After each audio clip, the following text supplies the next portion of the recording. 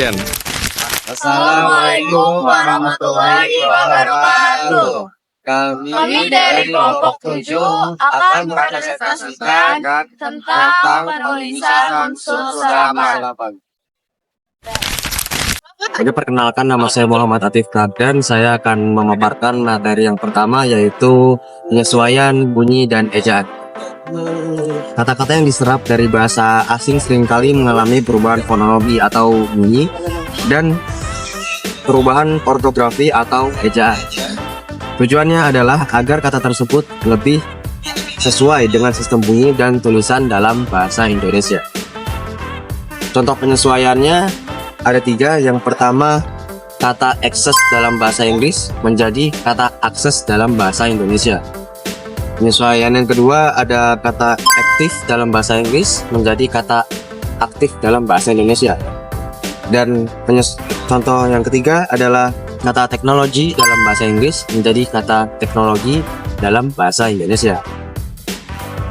Aturan yang umum diterapkan adalah huruf C yang berbunyi S di awal kata berubah menjadi S. Contohnya sentral yang awalnya C menjadi S, yaitu sentral. Kata seperti sentral, kata seperti sentral menjadi sentral. Dalam bahasa Indonesia, huruf C biasanya berbunyi CH seperti dalam kata cinta. Namun, dalam beberapa kata serapan dari bahasa Inggris atau bahasa lain, huruf C ini diucapkan sebagai S seperti dalam kata sentral agar konsisten dengan pelafalan bahasa Indonesia yang sudah ada.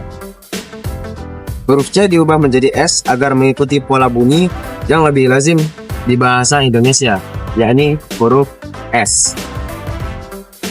Huruf CH yang berbunyi selanjutnya adalah huruf CH yang berbunyi K diubah menjadi K. Contohnya karakter menjadi karakter. Kata seperti karakter menjadi karakter dalam bahasa Inggris, CH seringkali diucapkan sebagai K, misalnya karakter.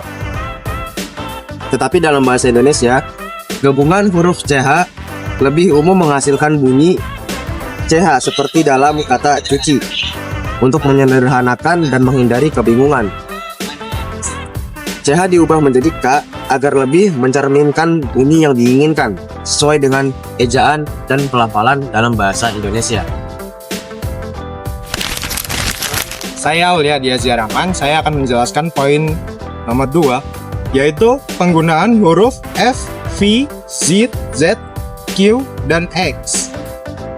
Huruf-huruf F, V, Z, Q, dan X tidak lazim ditemukan dalam kosakata asli bahasa Indonesia karena tidak berasal dari struktur fonetis bahasa Indonesia yang awalnya banyak dipengaruhi oleh bahasa daerah dan bahasa Melayu. Dalam perkembangan bahasa Indonesia, pengaruh bahasa asing seperti Arab, Belanda, Inggris, dan bahasa lainnya mulai memperkenalkan kata-kata yang mengandung huruf-huruf tersebut. Contoh, film, valid, zakat, quiz, dan X-ray. Beberapa kata yang mengandung huruf-huruf ini tidak memiliki padanan yang pas dalam bahasa Indonesia, sehingga efisien untuk mengadopsi kata aslinya. Misalnya, kata quiz lebih umum digunakan dibandingkan upaya menerjemahkannya secara penuh. Zarifah Sontar akan menjelaskan poin ketiga, yaitu penulisan unsur serapan yang tidak mengalami perubahan. Beberapa kata dari bahasa asing diserap tanpa mengalami perubahan ejaan, terutama jika kata tersebut sudah sangat umum atau tidak diubah sesuai kaidah bahasa Indonesia. Penulisan unsur serapan yang tidak mengalami perubahan merujuk pada kata-kata dan bahasa asing yang diserap ke dalam bahasa Indonesia tanpa mengubah ejaan atau cara penulisannya. Ini terjadi karena beberapa kata sudah sangat dikenal oleh masyarakat atau sulit disesuaikan dengan aturan penulisan bahasa Indonesia tanpa mengganggu pemahaman. Kata-kata ini tetap mempertahankan bentuk asli dari bahasa aslinya, sehingga orang menggunakan langsung mengenali makna dan fungsinya. Contohnya adalah kata internet.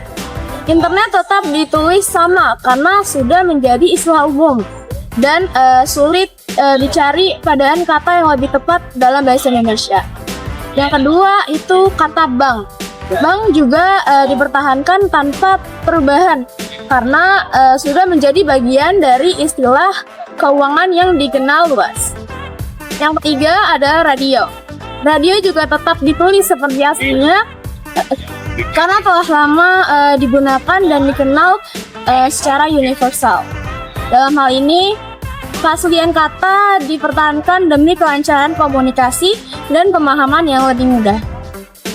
Saya Nabila Hairunza. Sini saya akan menjelaskan materi yang keempat tentang penyesuaian bentuk imbuhan. Penyesuaian bentuk imbuhan berarti ketika kata serapan dari bahasa asing masuk ke dalam bahasa Indonesia. Kata tersebut harus mengikuti aturan tata bahasa Indonesia, terutama dalam hal imbuhan. Imbuhan adalah penambahan awalan, akhiran, sisipan, atau gabungan awalan dan akhiran pada kata untuk mengubah makna sesuai dengan konteks. Dalam bahasa Indonesia, imbuhan yang umum digunakan meliputi awalan seperti mer, be, ke, dan lain-lain. Akhiran seperti kan, an, i, dan lain-lain. Gabungan awalan dan akhiran seperti me, kan, atau ke.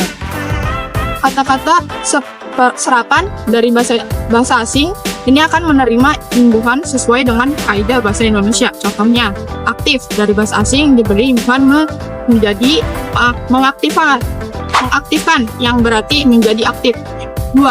Efektif diberi imbuhan ke an menjadi efektifan yang berarti keadaan atau sifat efektif. 3. Komunikasi diberi imbuhan ber menjadi berkomunikasi yang berarti melakukan komunikasi. Saya Salva Nabila. Saya akan menjelaskan materi nomor 5. Penggunaan serapan alternatif. Penggunaan serapan alternatif berarti ketika terdapat dua pilihan antara menggunakan kata serapan dari bahasa asing dan pendanaan katanya dalam bahasa Indonesia. Lebih diutamakan menggunakan kata yang sudah diindonesiakan atau kata asli bahasa Indonesia. Tujuannya adalah untuk memperkaya bahasa Indonesia serta menjaga agar bahasa tersebut tetap digunakan dan berkembang tanpa terlalu banyak dipengaruhi bahasa asing. Dalam beberapa kasus, kata serapan memang lebih sering digunakan karena sudah umum. Tetapi jika ada pedanaan yang sudah diindonesiakan atau kata asli dalam bahasa Indonesia, sebaiknya pedanaan tersebut yang dipakai. Contohnya, leader dari bahasa Inggris bisa diganti dengan pemimpin yang merupakan kata asli bahasa Indonesia. Manager dari bahasa Inggris bisa diganti dengan manager yang merupakan kata serapan yang sudah disesuaikan ejaannya dalam bahasa Indonesia. Menggunakan pedanaan bahasa Indonesia atau bentuk yang telah diindonesiakan lebih dianjurkan untuk menjaga kemurnian dan perkembangan bahasa Indonesia sekaligus memudahkan pemahaman di kalangan masyarakat luas yang mungkin tidak familiar dengan istilah bahasa asing. Penulisan unsur serapan harus mengikuti aturan QIB agar sesuai dengan kaidah bahasa Indonesia. Proses penyerapan ini melibatkan penyesuaian bunyi, ejaan, serta penggunaan imbuhan.